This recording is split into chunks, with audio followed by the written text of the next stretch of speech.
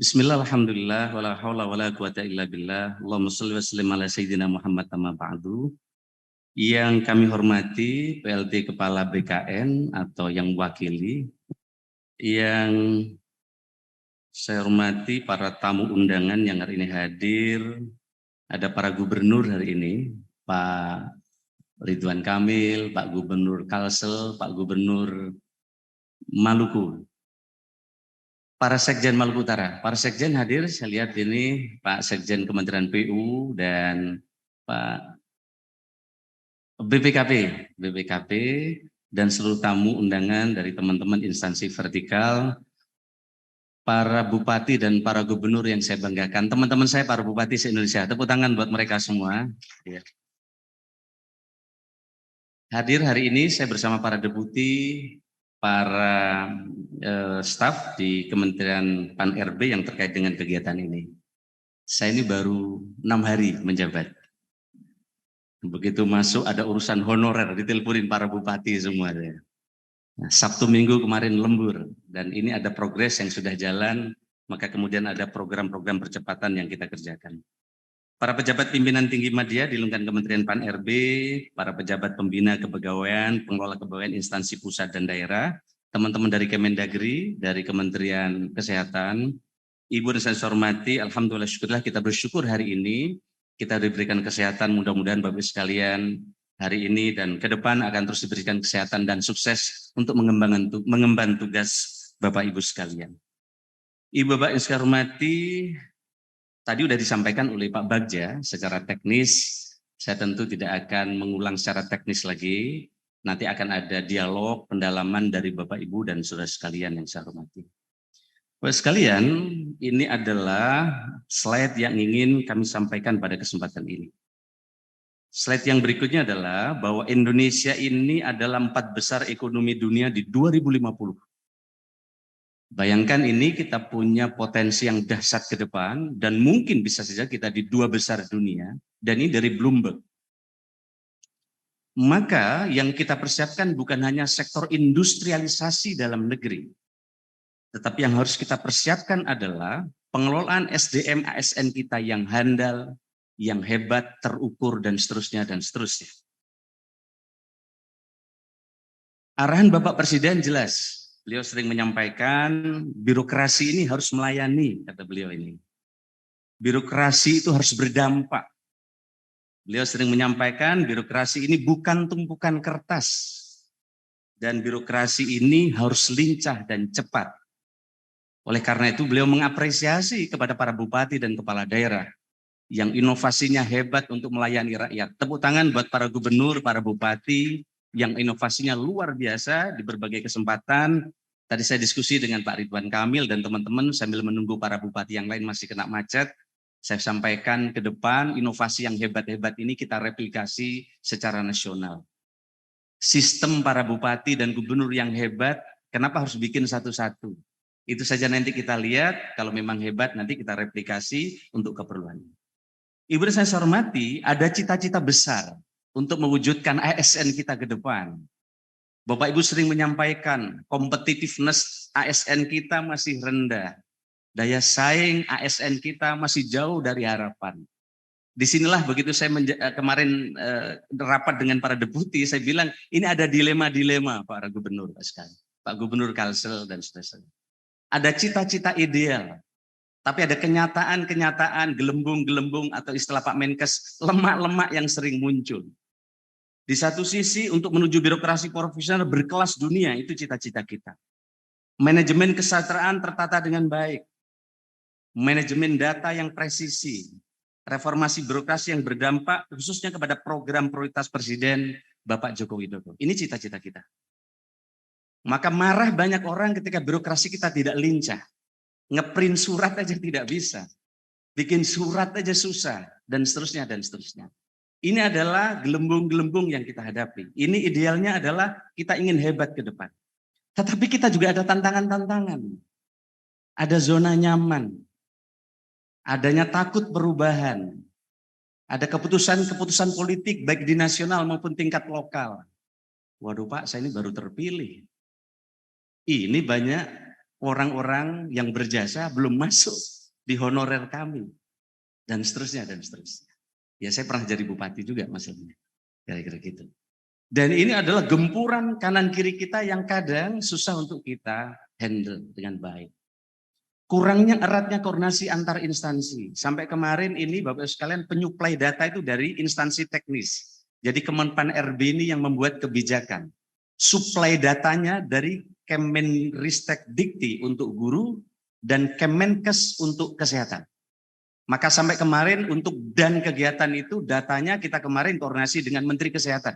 Kita kemarin rapat di hari Minggu dan kemudian kita rumuskan ulang. Kita minta data validasi. Terutama data-data untuk petugas kesehatan yang di garis terdepan pelayanan primer masyarakat kita. Yang kedua, sebagian konsep kerja birokrasi masih terjebak pada urusan, bukan program. Padahal Bapak Presiden punya program prioritas, tapi kita masih terjebak di urusan instansi, kementerian, lembaga masing-masing. Karena urusan, maka akhirnya bikin kegiatan gimana uangnya habis dalam urusan dan kegiatan yang kadang tidak nyambung di program prioritas Bapak Presiden. Oleh karena itu ke depan, sistem akuntabilitas kinerja pemerintah atau SAKIP yang sekarang sudah berjalan, dan teman-teman di daerah berlomba bagaimana SAKIP, output, outcome, logical framework program kita supaya nyambung. Ke depan akan disambungkan lagi dengan namanya SAKP, Sistem Akuntabilitas Kinerja Pemerintah, bukan lagi instansi. Dia menghubungkan antara program di KLPD dengan program pemerintah. Bapak sekalian saya hormati, Bapak Presiden punya visi misi. Inilah pegangan saya, pegangan kami. Beliau telah menetapkan bahwa SDM ini prioritas. 5 prioritas untuk visi misi Indonesia Maju. Ketika Pak Sekjen PU mendapatkan mandat untuk mengeksekusi visi misi infrastruktur, maka triliunan rupiah diberikan agar infrastruktur jalan kita tuntas. Maka kita akan sampaikan juga kepada Ibu Menteri Keuangan dan semuanya bahwa ketika Presiden visi misinya sekarang adalah nomor 1 membangun SDM. SDM yang kerja keras kata beliau, dinamis, terampil dan menguasai iptek, mengundang talenta global. Maka kita berharap ke depan, dan tentu Ibu Menteri sudah paham, bahwa arah orientasi anggaran kita salah satu yang terbesar mestinya juga untuk pengembangan SDM ini. Maka mestinya untuk urusan ASN terutama sektor dasar pendidikan dan kesehatan mestinya tuntas di tahun ini dan paling lambat tahun yang akan datang. Ibu saya hormati, inilah saya kira visi misi Bapak Presiden yang menjadi pegangan kami, pegangan saya di Kementerian Pan-RB. Lalu bagaimana arah model birokrasi kita di 2020-2024? COVID telah memberikan pelajaran mahal kepada kita. Betapa yang dulu tidak bisa menjadi bisa. Saya punya kades, punya camat yang biasa tidak Zoom, sekarang biasa Zoom. Yang biasa rapat ke kota, cukup dari kantor kecamatan bisa rapat. Ibu Bupati bisa rapat koordinasi dengan camat tanpa harus datang ke kantor kabupaten. Sehingga pelayanan dasar masyarakat bisa terus diadakan. Nah, COVID ini ternyata memberikan pelajaran baru buat kita. Era digital. Secara tidak sadar kita telah mengalami itu. Walaupun secara teori yang berat, kadang kita sepertinya belum mengalami itu. Tapi ada problem kita di internal. Ada 4,1 juta kompetensi guru, adanya mismatch dan lain-lain. Ini yang mesti menjadi PR buat kita. Dan ini harus kita beresin bersama. Oleh karena itu perlu ada sistem yang smart dan SDM yang smart. Atau SDM yang sempurna. Dan ini para bupati dan para gubernur saya lihat berjalan cepat untuk melihat keadaan ini segera penyesuaian. Maka kita sekarang sedang melakukan transformasi yang sebenarnya bukan akan. Para bupati, gubernur, kepala daerah, KLPD, sesungguhnya COVID ini telah mendorong transformasi tadi. Transformasi birokrasi digital, manajemen ASN new normal dan seterusnya yang dulu sudah kita alami semua. Saya tidak ingin bahas ini terlalu detail karena menjadi tidak menarik. Bapak secara menghormati, digitalisasi ini tidak terbendung lagi. Enggak bisa dibendung. Ini keniscayaan. Maka kadang kitanya ada anomali. Kita mau merekrut terus orang yang banyak, sementara digitalisasi ini ngurangin orang. Waduh, kalau gitu gimana lapangan pekerjaan? Nah, kalau kita menempatkan lembaga kita sebagai lembaga penyerap lapangan kerjaan, maka ASN kita tidak akan menemukan yang ideal. Tetapi dengan pelayanan ASN yang bagus, yang hebat, akan berdampak investasi yang tinggi, dan pada waktunya akan melahirkan lapangan pekerjaan yang tinggi. Ini saya beberapa hari ini saya diskusi terus para deputi ini. Karena menurut saya tidak ada orang bodoh, yang ada yang malas belajar. Saya dengerin dari beliau-beliau dan teman-teman, sehingga ini bisa cepat. Nah, kita lihat Pak sekalian yang saya hormati, bank-bank menutup kantor cabangnya. Kita lihat ini. Semua beralih ke digital, bahkan biaya investasi digital lebih murah daripada membangun kantor-kantor. Nah, disinilah Pak Ridwan Kamil, teman-teman yang sudah punya mall pelayanan publik settle, kita ke depan akan pilih siapa yang siap membuat mall pelayanan publik digital. Saya tunggu, kira-kira gitu. Karena sebagian sudah advance pelayanan publiknya, kita akan mengarah Pak Ridwan Kamil, yaitu mall pelayanan publik digital. Kira-kira Indonesia in your hand. Sekarang semua bisa diselesaikan dengan tangan dan HP, transfer dan seterusnya. Ke depan kenapa pelayanan nggak bisa diberesin dengan HP? Ya, kira-kira itu seperti para kepala desa yang sering saya contohkan kalau teman-teman pas ke Banyuwangi. Nah, di BCA misalnya, lebih dari 80% transaksi sudah via digital. Nasabah yang datang fisik ke ATM makin menyusut. Dulu kalau tanggal muda, yang berbaju coklat, baju es itu ngantri di ATM. Betul tidak Pak sekalian? Betul tidak? Sekarang tidak ngantri lagi di ATM karena beres dengan HP masing-masing. Steve Jobs mengatakan pilihan kita tidak banyak, inovasi atau mati. Ini sering jadi ceramah yang hampir keluar dari bibir kita setiap kita memberikan arahan kepada anak buah kita, tapi kadang kita tidak membuat inovasi dalam terobosan baru dari apa yang kita hadapi. Nokia yang dulu begitu dikdaya, kini tidak berdaya. Bahkan Nokia mati sebelum di-launching. Karena salah satu pendiri Nokia masih terjebak ke nostalgia masa lalu, dia ingin mempertahankan fitur ABCD, begitu launching langsung nggak laku, karena kalah dengan pesaingnya. Kita masih banyak kadang, zaman saya dulu begini, zaman saya, padahal zaman dulu, hari ini dan ke depan udah beda. Inilah kita kadang masih terjebak, zaman saya jadi bupati, beda sama sekali dengan Bapak. Bapak tantangannya pasca COVID ini tentu beda banget gitu. Nah, kita dulu antri untuk mencetak film. Kini bahkan anak usia 20-an tidak kenal lagi dengan merek Kodak. Kita ingat dulu di roll. Sekarang sudah nggak kenal lagi anak-anak. Sudah pegang HP. Dari 500 perusahaan yang terdaftar di Fortune, 500 perusahaan teratas dunia pada 1995, hanya 52 perusahaan yang bertahan di daftar yang sama pada 2020. Yang terbaru malah beda lagi. Nah, ini saya hormati, ini adalah fakta-fakta yang kita hadapi. Dan tentu teman-teman sebenarnya sudah punya pikiran-pikiran yang hebat, yang ke depan akan terus mendorong kemajuan SDM kita. Next Bapak sekalian, tadi materinya ini berat-berat Pak Ridwan Kamil. Nah, saya ciriin pas di jalan, cariin yang contohnya Kodak. Karena kalau Kodak para bupati usianya kayak saya semua mesti nyambung ini. Kalau langsung paparan ini kan berat ini Pak Ahmad Ridwan Kamil. Nah, slide-nya diterusin aja lagi. Nggak menarik buat kira-kira gitu. Nah, Bapak sekalian saya hormati, saya sering sampaikan kita harus fokus mengerjakan pekerjaan. Ibu dan Bapak sekalian di daerah, aspirasi banyak. Tapi kata arahan Bapak Presiden menyampaikan kalau semua dikerjakan, semuanya gagal. Jangan cipto, kata Bapak Presiden, jangan icip-icip roto. Jangan bagi-bagi roto anggaran ke semua dinas. Maka begitu kami diperintahkan oleh Bapak Presiden untuk menjabarkan arahan beliau, kami langsung gelar rapat dengan para deputi, dan kemudian kita putuskan 5 klaster yang akan kita fokuskan pekerjaan kita. 1, reformasi birokrasi kita akan fokus di dalam program penuntasan masalah tenaga non-ASN. Ini akan kita beresin insya Allah, ya Bapak sekalian. Nanti di belakang akan saya sampaikan apa saja yang kami kerjakan. Yang kedua adalah reformasi birokrasi tematik. Untuk birokrasi berdampak pada program Presiden Bapak Presiden Jokowi. Jadi kami akan tuntaskan RB kita di RB tematik. 3 saja RB tematik ini. 1, Pak Gubernur, Pak Bupati, RB tematik kita adalah pengentasan kemiskinan. Karena itu program Bapak Presiden. RB tematik yang kedua adalah meningkatkan investasi pembangunan. Yang ketiga adalah administrasi pemerintahan. Maka ke depan SAKP kita akan mendorong, kalau kabupaten kota yang penanganan kemiskinannya bagus, terkoordinir, ini akan menjadi kriteria kami di dalam SAKP ke depan. Ternyata pelayanannya bagus, investasinya tumbuh, Pelayanan-pelayanan investasi yang cepat ini juga akan menjadi penilaian kami di SAKP, bukan bukan sakitnya. Yang ketiga adalah administrasi pemerintahan. Nah, fokus administrasi kepemerintahan kita nanti ada 3. 1 adalah digital struktur, 2 adalah digital culture, dan yang ketiga adalah digital kompetensi. Nanti kita jelasin lagi.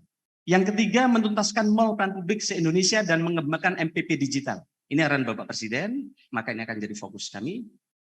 Ke depan kita sedang rumuskan. Ini kemarin sudah dikunci oleh aturan undang-undang tidak boleh ada honorer. Kita sedang cari aturan bagaimana Bupati punya ruang tentu untuk mendukung kinerja masa beliau menjabat. Bahkan kemarin terpikir kalau ada mall pelayanan publiknya, dia boleh nambah sekian orang dan seterusnya. Ini sedang dikaji oleh kita. Yang keempat adalah mengintegrasikan kinerja pemerintah lewat sistem akuntabilitas kinerja pemerintah. Yang 5 adalah memperkuat birokrasi digital untuk pelayanan publik. Next, Bapak sekalian. Ini adalah tujuan pengadaan ASN, saya kira tidak perlu kami bacakan. Next. Ini adalah dasar hukum, next, saya kira tidak perlu. Nah, ini yang penting. Saya kira pertama ini perubahan pola kerja birokrasi ke depan harus berubah. Bapak tidak mungkin hanya menyelesaikan urusan di kantor. Bapak Ibu Bupati, saya lihat yang ada di Jakarta hari ini, siang ada rakor di kabupatennya, masih bisa jalan dengan Zoom. Nah, saya lihat, dan ini berarti polanya udah berubah. Yang kedua adalah fokus pada pelayanan dasar, maka guru dan tenaga kesehatan akan jadi fokus kami. Kemarin kami ketemu teman-teman, Pak Menteri, kami ini punya SD. Guru ASN-nya cuma 1. 15 orang honorer. Ini kalau formasinya tiba-tiba dibuka dari luar, yang 10 ini yang habis sudah lama, akan kemasukan yang baru. Betul tidak Pak sekalian? Betul. Ini kita rumuskan supaya yang lama tidak tergusur yang baru, maka formasi yang lama kita beri kesempatan tidak berkompetisi dengan orang dari luar yang mungkin secara IT hebat, tapi mereka minim pengabdian. Setuju nggak Pak sekalian ini? Ya, baik. Ini kemarin yang kami tangkap dan ini di 2002 sudah kita formulasikan. Karena itulah yang kami hadapi ketika jadi bupati, ada tantangan masalah yang cukup berat, salah satunya seperti itu. Yang kedua, keberpihakan kepada ex-THK yang kami maksud tadi. Kebutuhan dapat dialokasikan bagi THK 2 yang memenuhi persyaratan. Tentu harus memenuhi syarat ya, memenuhi syarat. Kira-kira begitu. Dan seterusnya, dan seterusnya. Yang berikutnya adalah gaji dan tunjangan. Ibu dan saya hormati, next. Nah, ini tadi yang disampaikan. Pak sekalian, di pusat itu ada 93.554 PPK. Kemudian di daerah ada 942.257 ribu, dan ini adalah formasi-formasi yang akan menjadi prioritas.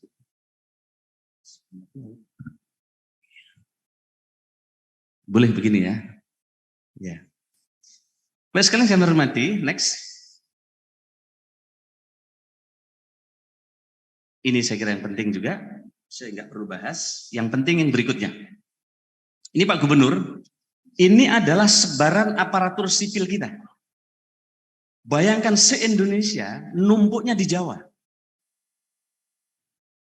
Saya kemarin ketemu DPD, diskusi dengan teman-teman dari Papua dan berbagai daerah. Setiap tahun formasi di luar Jawa ini ada dan terisi.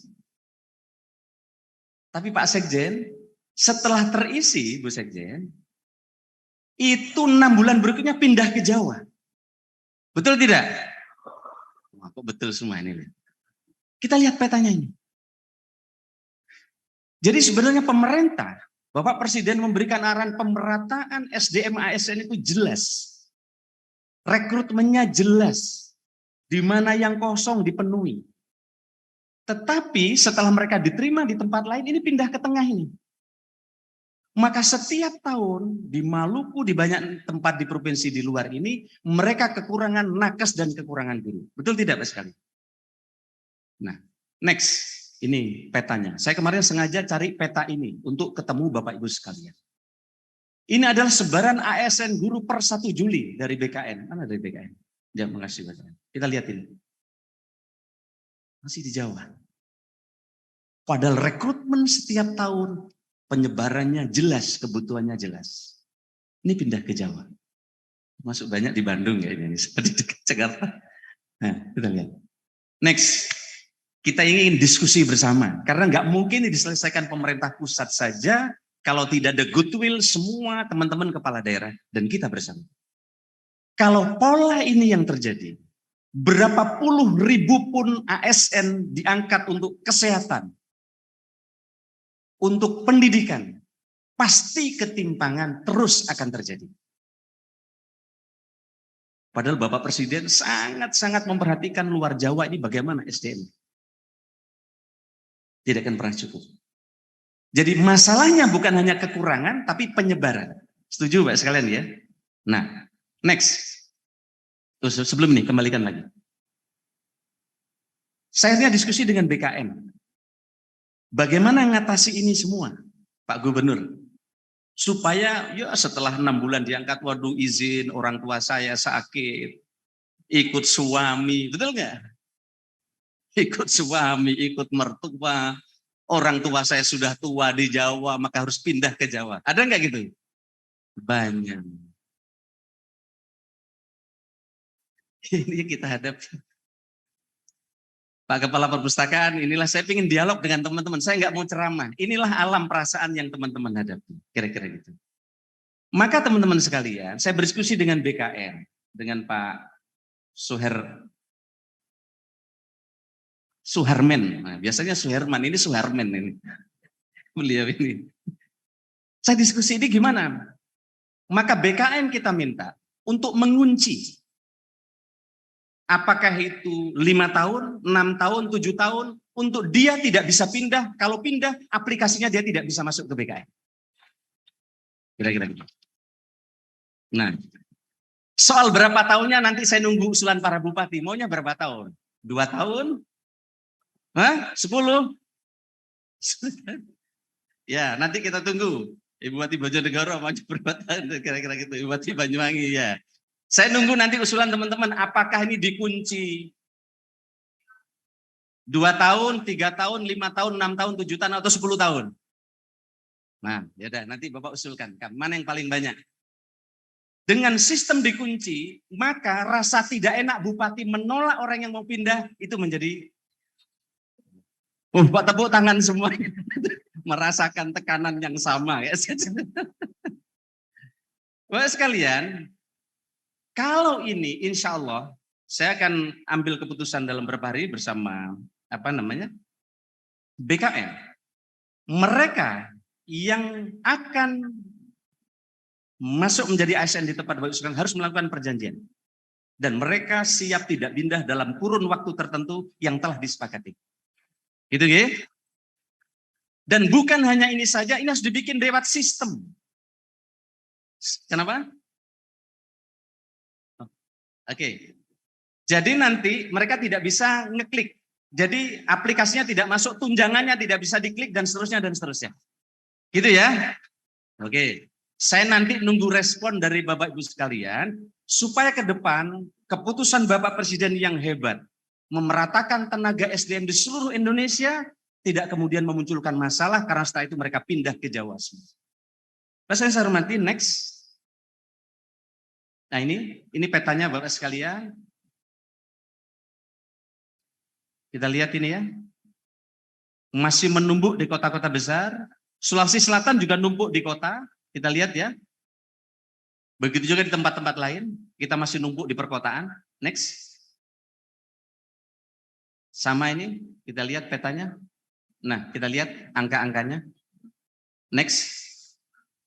Nah. Kemarin saya ketemu hari Minggu, saya telepon dengan ketua asosiasi. Saya minta usulan-usulannya dikirim ke kami. Segera saya minta petakan ke Pak Bagja tadi. Dan para deputi bekerja keras 1 minggu untuk memetakan masalahnya apa. Karena ada undang-undang yang 5 tahun lalu telah ditetapkan dan pemerintah memberikan waktu transisi 5 tahun sampai 2023. Itu undang-undang PP. Jadi bukan kami, ini undang-undang yang diproduk bersama DPR. Tetapi ada aspirasi dari teman-teman yang juga perlu direspon terkait dengan tenaga honorer ini. Maka kami mengundang kemarin Ketua Umum APEKSI, dari APPSI dan juga APKASI untuk berembuk dengan kami. Dan saya minta kemarin rumuskan Pak Deputi setelah rapat dengan kami, ini sudah mulai ada titik-titik temu. Dan saya bilang jangan pulang sebelum ada titik temu. Nah, sudah hampir ada titik temu, kami minta minggu ini bisa ada titik temu. Titik temu berarti bukan berarti usulan ini oke semua, usulan oke semua. Titik temu berarti sama-sama mundur, ada titik temu. Insya Allah ini win-win solution. Para bupati yang menghadapi rakyat di satu sisi, dengan keinginan negara, Presiden untuk menuju ASN profesional, setidaknya insya Allah ada titik temu walaupun belum optimal 100%. Gitu ya. Maka saya minta kemarin kepada Pak Bima, kepada Pak Ketua Umum Apkasi, Pak Sultan Rizka, tolong bantu jelaskan teman-teman Apkasi ke bawah buat Zoom apa yang telah kita bahas. Pak Bima juga sama, Pak Bima punya rekomendasi, sampaikan juga ke bawah, kira-kira gitu. Nah, Ibu dan saya hormati, inilah beberapa hal yang terus kami tempuh untuk berdialog dalam rangka mencari alternatif agar ke depan kita bisa jauh lebih hebat. Ibu dan saya hormati, saya kira ini yang bisa kami sampaikan. Mohon maaf, Menteri baru masih banyak belajar. Ya, masih banyak belajar. Saya banyak mendengar dari teman-teman semua. Insya Allah saya akan dengar dari teman-teman asosiasi. Capek memang, perlu waktu untuk mendengar. Tapi public policy itu prosesnya memang harus begitu. Saya ajak BKN sekarang rapat, kemudian saya ajak LAN juga ajak rapat karena hulu hilirnya harus jelas. Termasuk Papua, ada para bupati dari Papua? Ya, ada afirmasi khusus untuk persiapan Provinsi Papua. Dan Bapak Presiden memberikan arahan jelas supaya dipersiapkan dengan baik. Dan kita atas saran Bapak Presiden telah mengambil keputusan bahwa untuk ASN di Papua 80% adalah warga Papua dan 20%-nya adalah dari luar Papua.